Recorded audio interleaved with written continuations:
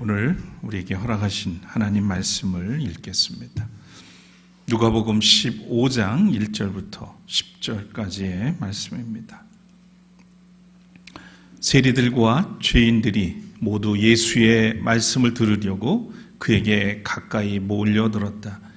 바리새파 사람들과 율법학자들은 투덜거리며 말하였다. 이 사람이 죄인들을 맞아들이고 그들과 함께 음식을 먹는구나. 그래서 예수께서 그들에게 이 비유를 말씀하셨다. 너희 가운데서 어떤 사람이 양 100마리를 가지고 있는데 그 가운데서 한 마리를 잃으면 99마리를 들에 두고 그 잃은 양을 찾을 때까지 찾아다니지 않겠느냐. 찾으면 기뻐하며 자기 어깨에 메고 집으로 돌아와서 벗과 이웃 사람을 불러 모으고 나와 함께 기뻐해 주십시오. 잃었던 내 양을 찾았습니다 하고 말할 것이다. 내가 너희에게 말한다. 이와 같이 하늘에서는 회개할 필요가 없는 의인 99보다 회개하는 죄인 한 사람을 두고 더 기뻐할 것이다. 어떤 여자에게 드라크마 10립이 있는데 그가 그 가운데서 하나를 잃으면 등불을 켜고 온 집안을 쓸며 그것을 찾을 때까지 샅샅이 뒤지지 않겠느냐. 그래서 찾으면 벗과 이웃 사람들을 불러 모으고 말하기를 나와 함께 기뻐해 주십시오. 잃었던 드라크마를 찾았습니다 할 것이다. 내가 너희에게 말한다. 이와 같이 회개하는 죄인 한 사람을 두고 하나님의 천사들이 기뻐할 것이다. 이는 하나님의 말씀입니다.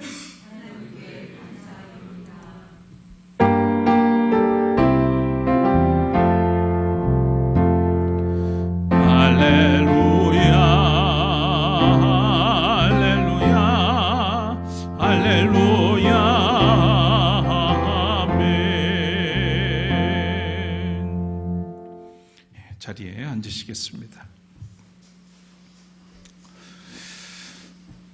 가을을 재촉하는 비가 내린 후부터 좀 무더위가 한 걸음 물러가는 듯합니다. 자연은 언제나 하나님의 섭리에 순응하며 우리도 하나님의 피조물이요 자연의 일부라는 사실을 상기시켜 줍니다. 이렇게 생각하다 보면 자연에 대한 고마움이 크고 또 이 모든 것을 돌보시는 창조주를 바라보면 한없이 또 감사하고 찬양을 하지 않을 수가 없습니다. 오늘도 주님으로 인해서 기뻐하며 또 주님의 기쁨이 되기를 소망하며 이 예배 자리에 함께 하시는 여러분들에게 우리 주님의 평강이 충만하기를 소원합니다. 함께 찬양 올리겠습니다.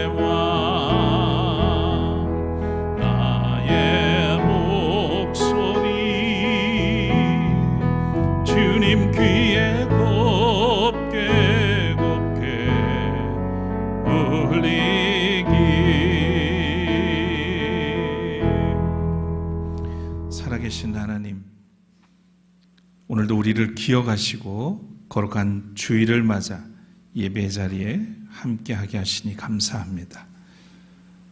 모든 근심 걱정 내려놓게 하시고 또 우리의 모든 욕심도 내려놓고 마음을 비워 주님 앞에 나아가는 이 시간 되게 하여 주옵소서. 말로만 그리스도인이 아니라 진정한 하나님이 기뻐하시는 하나님의 자녀요 그리스도의 제자들이 되도록 이끌어 주시기를 원합니다. 오늘도 우리를 주의 말씀으로 인도하실 줄 믿습니다. 부족한 종을 세우셨으니 종을 통해 주의 뜻을 이루어 주시옵소서. 주님의 영광만이 이 시간 우리 가운데 충만하게 하여 주옵소서. 예수 그리스도 이름으로 간절히 기도드립니다. 아멘.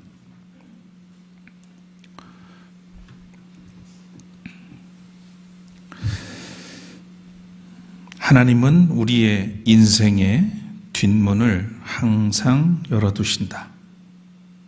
하나님은 우리의 인생의 뒷문을 항상 열어두신다. 요즘 아침 묵상을 하는 중에 저의 마음을 두드리며 다가온 말씀입니다.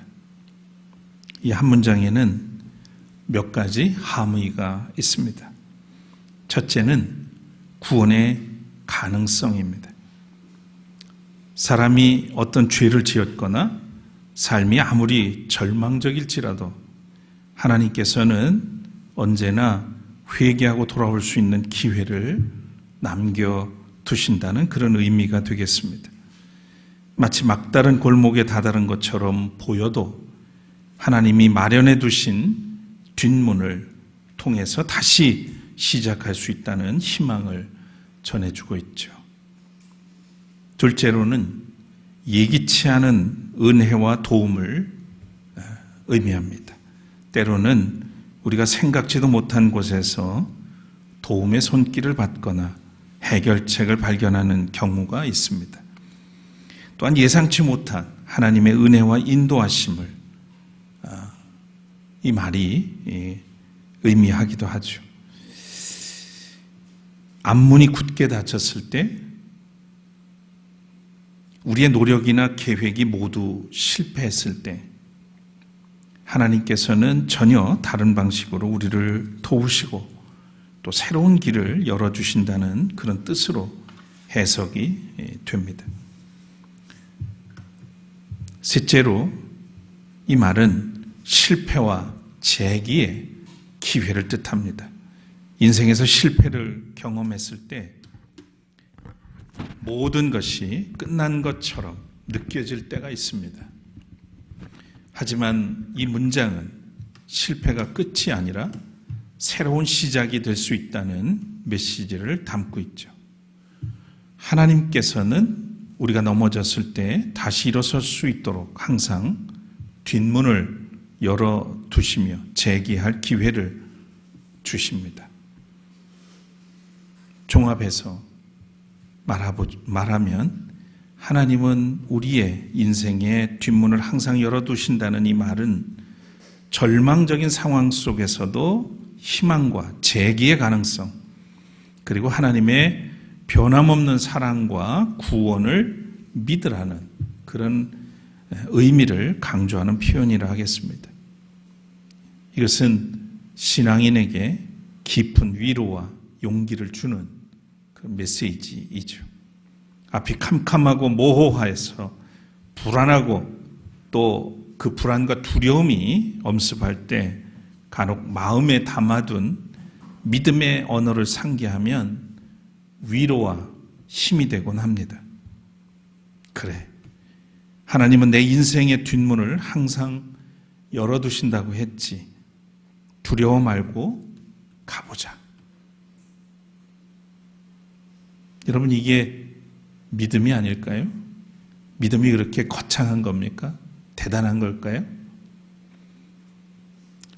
그래서 우리는 일상 속에서 하나님에 대한 믿음을 반영한 그런 삶을 살지 못할 때가 많은 것 같습니다.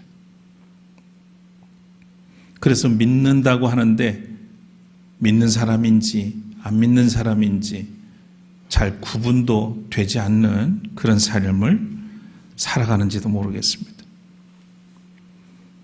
혹여나 여러분이 살아가는 앞길에 두려움이 있고 불안이 생길 때 이 말씀을 한번 상기해 보시면 좋을 것 같습니다. 하나님은 여러분의 인생의 뒷문을 항상 열어두십니다.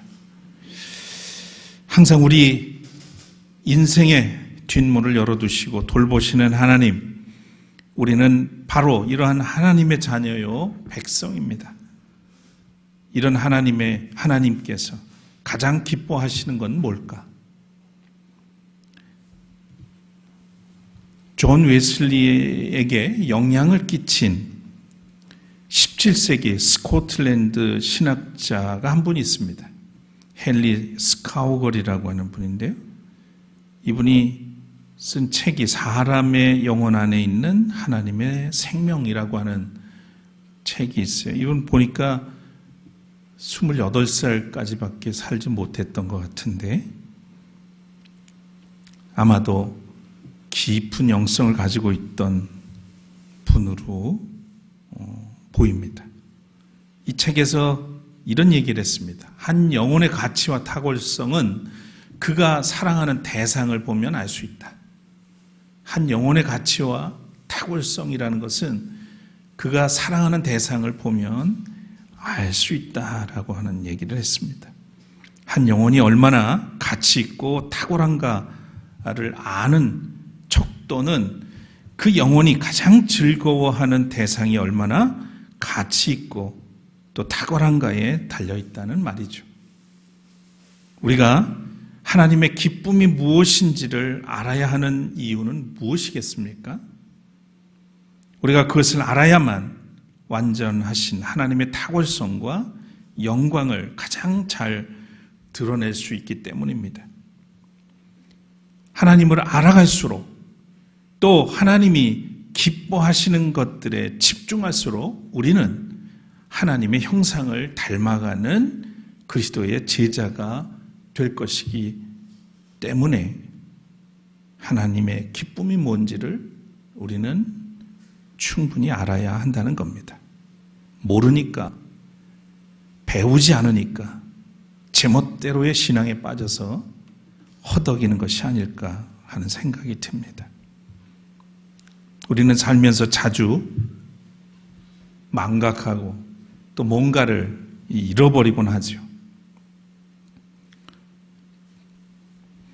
휴대폰을 잃어버리거나 어디에 둔 줄 모르고 찾는다든지 어떤 사람은 심지어 손에 들고 찾아다니는 사람도 있더라고요. 또 자료가 잔뜩 저장되어 있는 USB를 생각보다 자주 잃어버리게 됩니다. 자, 그런데 가장 아픈 것은 사람을 잃어버리는 것이죠. 세상에는 안타깝게도 부모에 의해서 버려지는 아이들도 있지만 아이를 잃고 지켜주지 못한 죄책감에 평생 동안 고통을 겪는 부모도 있습니다. 어느덧 20여 년이 지난 것 같습니다. 제가 우리 도서관에서 운영하던 다니엘 독서대학에 참여해서 독서지도사 수업을 받던 한 아이의 어머니가 있었습니다. 둘째 아이가 어린이집에 다녔는데 어린이집에서 야외 놀이를 갔다가 실종되고 말았습니다. 화장실을 간다고 했는데 감쪽같이 그 아이가 사라졌다는 겁니다. 그 당시에 우리도 함께 아이가 돌아오기를 간절히 염원하면서 백방으로 수소문하면서 찾았지만 그 아이는 끝내 돌아오지 못했습니다. 아이를 출산하고 사랑으로 양육하던 부모이기에 잃어버린 아이에 대한 부모의 책임 때문에 아이의 부모는 얼마나 고통스러워했을지 저로서는 가늠조차 할 수가 없습니다. 아이의 엄마는 실종자 가정 모임을 만들어서 그 후에 활동하는 모습들을 간간히 볼 수가 있었습니다. 지금은 그 아이가 성인이 되었을 나이입니다. 지금도 그 아이를 기다리고 있을 거라고 저는 생각합니다. 오늘 본문은 잃어버린 것과 다시 찾은 것에 관한 이야기입니다. 그러나 단순히 물건을 찾은 기쁨의 이야기가 아니라 하나님이 죄인을 찾으시는 이야기, 잃어버린 영혼을 다시 찾은 하나님의 기쁨에 관한 이야기입니다. 누가복음 15장 1절을 보면 세리와 죄인들이 하나님께 가까이 나아왔습니다.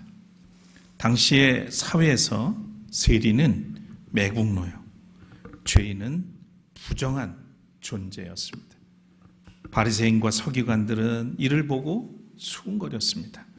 예수님이 그들과 같이 있는 것조차를 불편해하고 그 모습을 보고 수군거리기 시작했어요. 이 사람이 죄인들을 맞아들이고 그들과 함께 음식을 먹는구나. 이때 예수님은 그들을 바라보면서 세 가지 비유의 말씀을 하셨습니다. 하나는 한 마리 잃은 양을 찾는 목자 이야기, 두 번째는 한 드라크마를 잃은 여인의 이야기, 마지막 세 번째는 잃었던 아들을 되찾은 아버지의 이야기입니다. 오늘 본문에는 앞에 두 이야기, 두 가지의 비유가 포함되어 있습니다.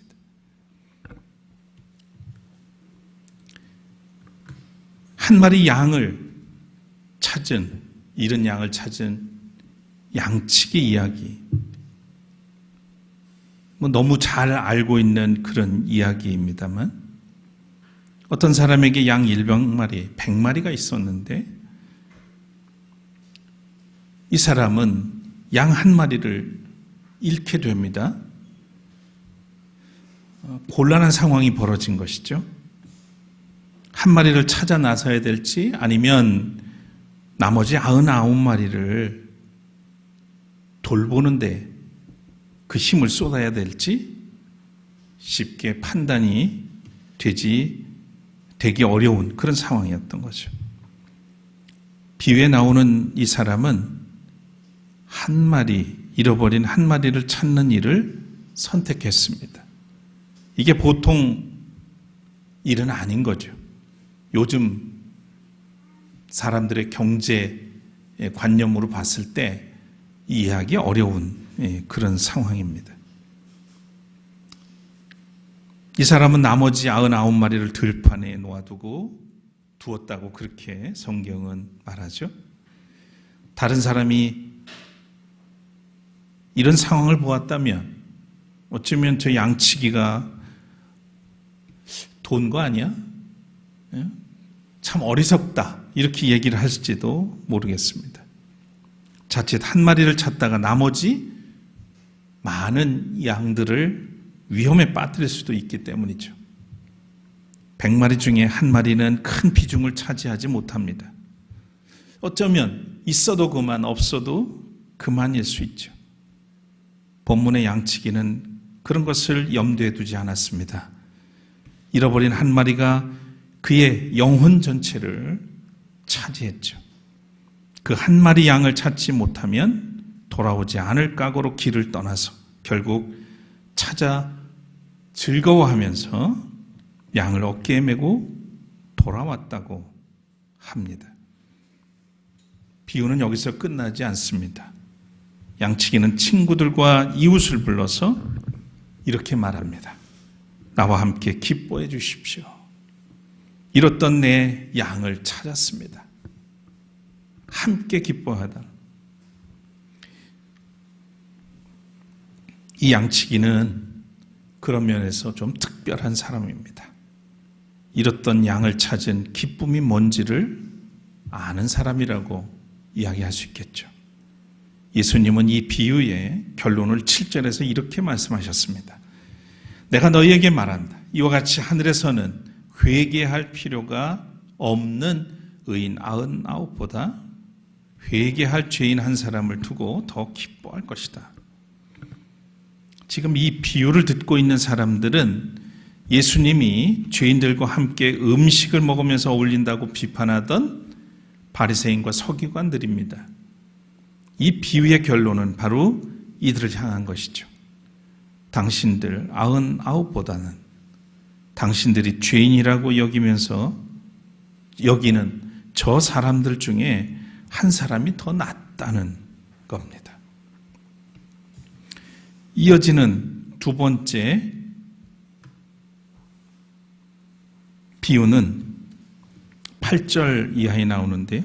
잃은 드라크마에 관한 이야기입니다. 양을 잃었다가 찾은 사람은 남자 양치기인데 반해서 여기에 나오는 사람은 어떤 여자입니다. 이 여자는 10개 드라크마를 갖고 있었죠. 드라크마는 헬라의 화폐 단위입니다. 로마 화폐인 데나리온과 비슷한 가치가 있습니다. 이 데나리온은 노동자의 하루 품삯이라고 하죠. 10 드라크마라고 해도 그렇게 큰 돈은 아닐 겁니다. 당시 결혼하기 전에 여자들은 10개 드라크마를 실로 꿰어서 목걸이처럼 만들어서 지참을 했다고 합니다. 그 중에 하나를 잃는다는 것은 굉장히 중요한 의미가 있어요. 전체에서 한 가지가 별것 아닐 것 같지만 10개 중에 하나는 별거 아닐 것 같지만 적어도 10개가 돼야만 이게 지참해야 되는 반드시 어떤 의무사항이라고 한다면 이 한 개는 기필코 찾아내야 하는 것입니다. 당시의 집 구조로는 창문이 아주 작아서 햇빛이 잘 들어오지 않았고요. 그래서 등불을 켜고 집안 구석구석을 샅샅이 살핍니다. 그러다가 드디어 사라졌던, 잃어버렸던 그 드라크마를 손에 넣은 이 여자는 친구들과 이웃을 불러서 즐거움을 함께 나누었습니다.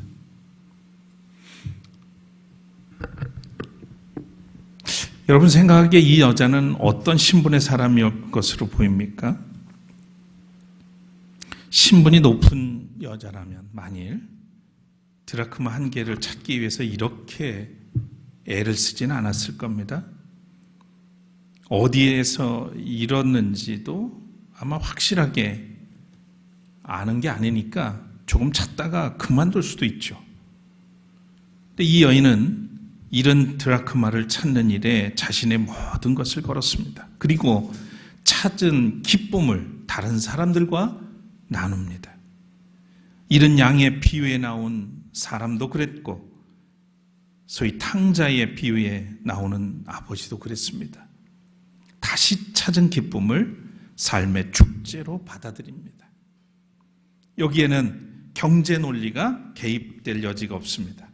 사람들끼리의 예민한 파벌의식과 경쟁 심리도 개입될 수 없었습니다. 그 어떤 것과 비교할 수 없는 기쁨만이 모든 것이었던 거죠. 이런 기쁨을 누릴 수 있는 순간이 여러분 우리 삶에는 얼마나 되겠습니까? 예수님은 이런 드라크마의 결론을 10절에서 이렇게 말씀하셨어요. 내가 너희에게 말한다. 이와 같이 회개하는 죄인 한 사람을 두고 하나님의 천사들이 기뻐하실 것이다. 첫 번째 비유와 마찬가지로 여기서도 죄인 한 사람의 회개가 중요하게 다루어집니다. 세 번째 비유인 탕자 이야기에서도 둘째 아들의 회개가 중요하게 다루어집니다. 죄인의 회개를 하나님이 기뻐하신다는 말이 구체적으로 무엇을 뜻하는 것일까요? 우리는 회개를 상투적으로 받아들이는 경향이 있죠. 보통 자기의 부도덕한 언행을 뉘우치는 것이라고 말하거나 더 과격하게 생각하는 사람들은 세상 사람들을 모두 죄인으로 여기면서 그들이 교회로 돌아오는 것을 회개하는 것으로 여기기도 합니다. 그런데 성경을 미루어 보면 회개라고 하는 것은 소극적인 의미로는 자신의 잘못을 하나님 앞에 인정하고 고백하는 것이겠지만 적극적인 의미에서는 자신의 무능력에 좌절하지 않고 하나님의 절대적인 능력에 전적으로 의존하겠다는 삶의 결단을 말합니다.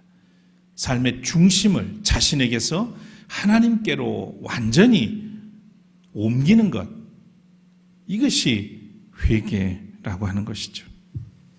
예수님이 회개하라, 하나님 나라가 가까이 왔다라고 말씀하신 이유도 바로 여기에 있습니다.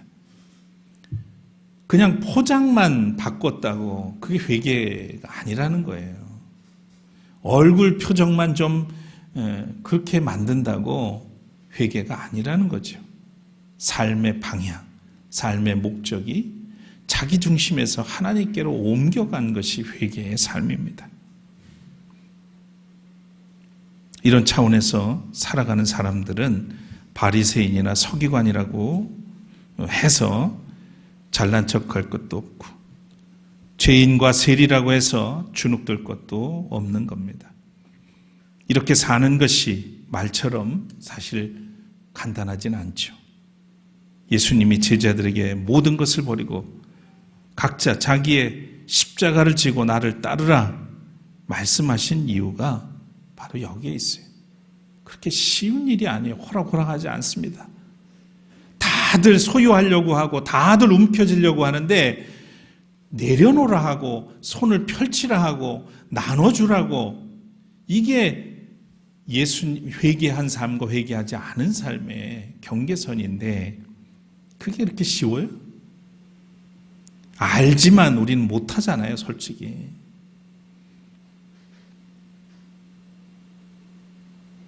우리는 여기서 이 비유 안으로 한 걸음 더 들어갈 필요가 있겠습니다.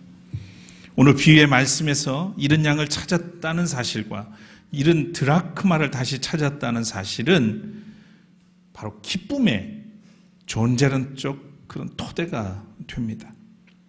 우리의 삶에도 이런 일들이 일어나야 합니다. 우리 인생에서 잃은 양과 잃은 드라크마를 찾아야 한다는 이야기입니다.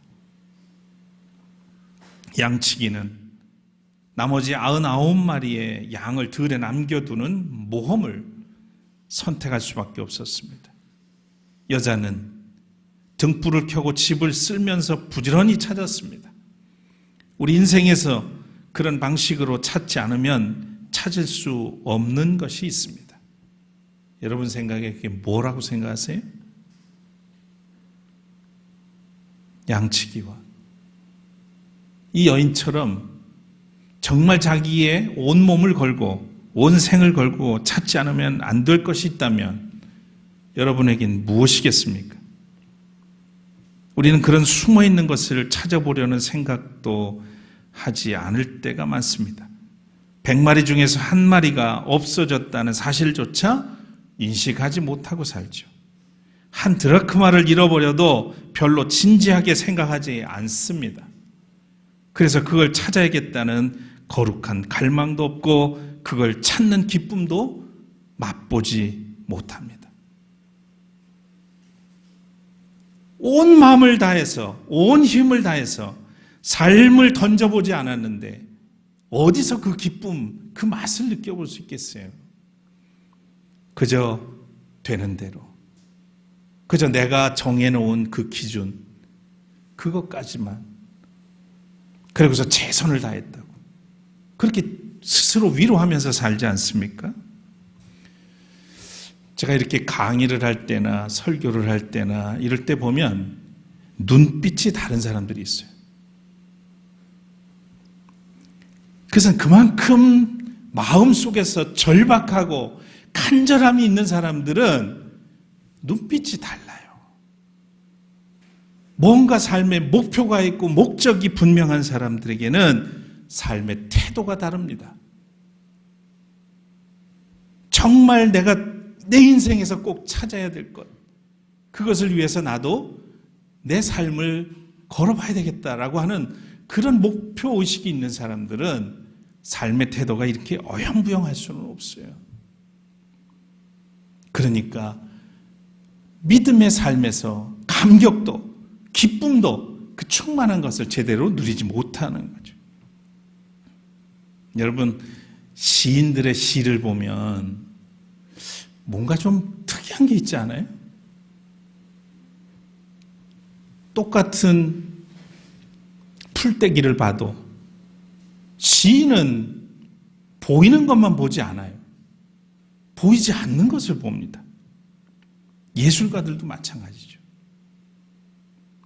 마태복음 13장 44절 이하에 나오는 밭에 묻힌 보화를 발견한 사람이 이야기를 여러분 잘 알 겁니다. 그 사람은 자기의 전 재산을 팔아서 그 밭을 샀다고 말씀하죠. 땅속에 묻힌 보화는 볼 수 있는 사람. 땅속에 있는 걸 어떻게 보화가 있는 줄 알아요? 근데 찾는 사람에게는 그게 보인다는 얘기입니다. 정말 소중한 것들은 숨어 있어요.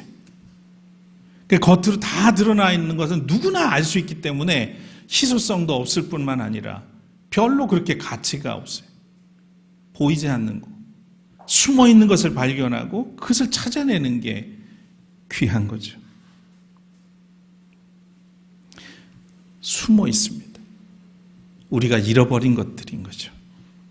신앙인이라면 제가 늘 하는 얘기가 있어요.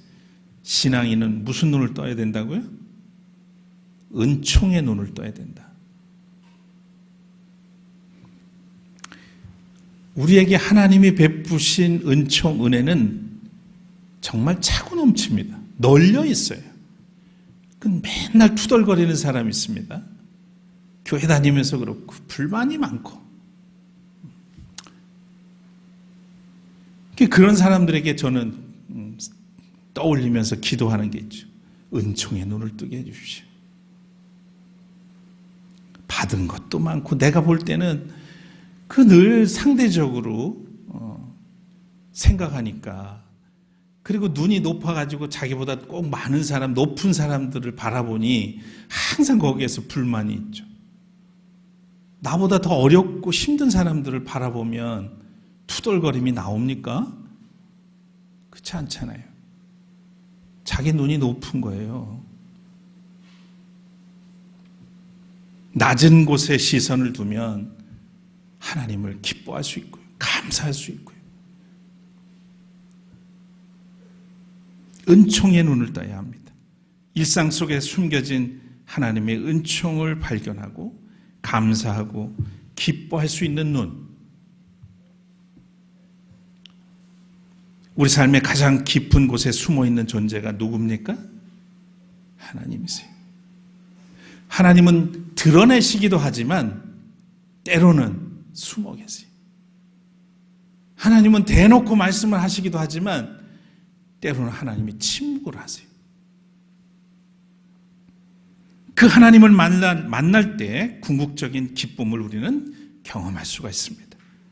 이게 분명한 사실이라면 오늘 성경 본문이 말하는 한 마리의 잃은 양과 잃은 드라크마는 궁극적으로 하나님입니다. 이런 설명을 이렇게 하면 뭔가 이상하게 느끼실 수도 있어요. 잃은 한 마리 양을 찾는 양치기가 하나님이고, 또 잃은 드라크마 동전을 찾는 여인이 하나님을 나타낸 것 같은데 이걸 거꾸로 말하시는 거 아니에요? 이렇게 생각하실 수도 있겠습니다. 그런데 우린 좀 더 다른 차원의 이야기를 그리고 생각을 해보자는 거예요. 좀 더 깊게 생각해 봐야 된다는 거죠. 하나님은 우리를 찾는 분이시면서도 우리가 찾아야 할 분이라는 거예요. 하나님은 찾아오시기도 하면서 동시에 찾아지기를, 우리로 하여금 찾아지기를 기다리시는 분이라는 겁니다. 그분은 계시의 하나님이면서 은혜의 하나님이십니다. 여러분의 삶은 지금 어떤 상태에 있나요? 우리는 재산은 늘어날 수 있어도 생활 형편은 또 좋아질 수도 있지만 근본적으로는 일상의 반복을 그냥 감수하면서 살아갑니다. 오늘 성경 본문이 말하고 있는 천국의 기쁨을 맛보지 못한다면 우리 삶의 방향을 근본적으로 다시 생각해 봐야 하는 겁니다. 교양인이 되거나 바리새인처럼 종교 전문가가 된다고 해서 이 문제가 해결되는 게 아니에요. 실제로 하나님을 찾고 그 하나님을 만나야만 합니다.